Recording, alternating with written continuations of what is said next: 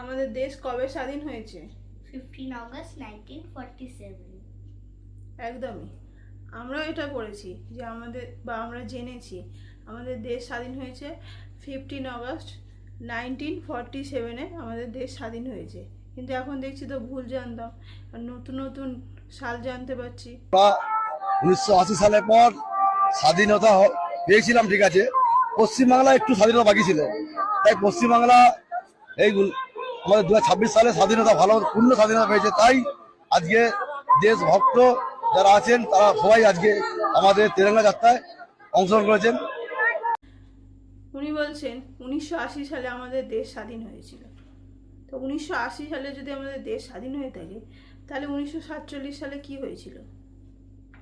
হ্যাঁ, আর এই যে নেতাজিকে নিয়ে যে ধরনের কথাবার্তা বলছে, তাহলে তো একদম ঠিকই বলছে।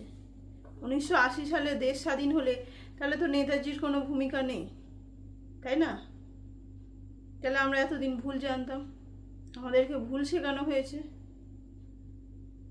আবার দিল্লিতে একজন বড় অভিনেত্রী আছেন, তার কটা সিনেমা ফ্লপ হয়েছে না আমি জানি না, তবে ওনার একটা সিনেমা আমি দেখেছি, ঋত্বিক রোশনের সাথে একটা সিনেমা দেখেছি। তো সেখানে উনি বলছেন 12 বছর আগে আমাদের দেশ স্বাধীন হয়েছে। তাহলে দেশটা কবে স্বাধীন হয়েছে সেটা খুব জানতে ইচ্ছে করে এনাদের কাছে।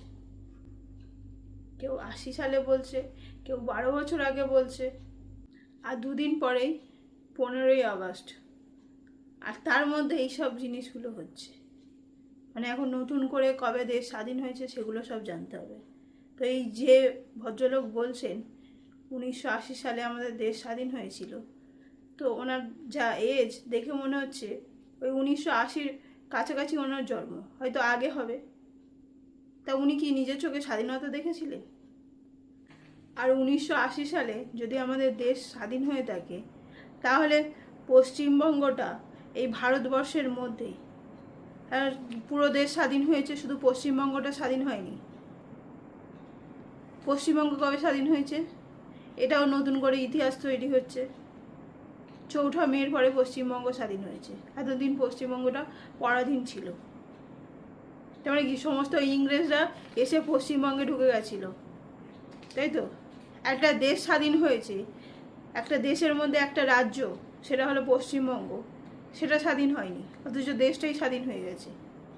হ্যাঁ, কোথায় থাকে এরা? মানে কোথা থেকে আসে ভাবি, এরা কি ফুটেজ খাওয়ার জন্য এইসব কথাবার্তা বলে? একটা চেয়ার হোল্ড করছে, একটা পজিশন হোল্ড করছে, তার মিনিমাম এই সেন্সটুকু নেই যে